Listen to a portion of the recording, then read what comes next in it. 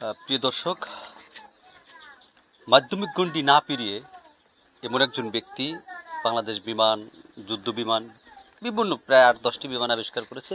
তার সাথে আমরা কথা বলবো। আপনারা দেখতে পাচ্ছেন যে আমার সামনে কিন্তু যে বিমান নিয়ে যে দাঁড়িয়ে আছে, তার সম্পর্কে আমরা জানবো। আপনারা জানুন, আপনার নাম কি? আমার নাম মোহাম্মদ আলামিন। আচ্ছা, আপনার এই যে বিমান বানানোর ইচ্ছা কিভাবে আসলো এবং কিভাবে আপনি এগুলো তৈরি করলেন, আমাদেরকে একটু জানান।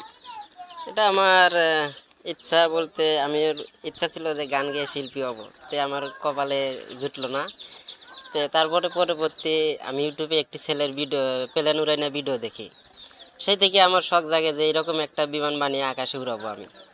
তো সেই থেকে আমি অনলাইনের মাধ্যমে ঢাকা থেকে পাশপাতি কিনে ধীরে ধীরে কিনা কাজ শুরু করার মাধ্যমে অনেকগুলো প্লেন বানাইছি, উড়াইবার যায়, ভাঙ্গা যায়। তো এরকম করতে করতে একটি প্লেন হঠাৎ করে ওড়ে, তোলার মাধ্যমে সে আমার খুব ভালো লাগে যে আমি নিজে প্লেন বানিয়ে আকাশে উড়াইতেছি।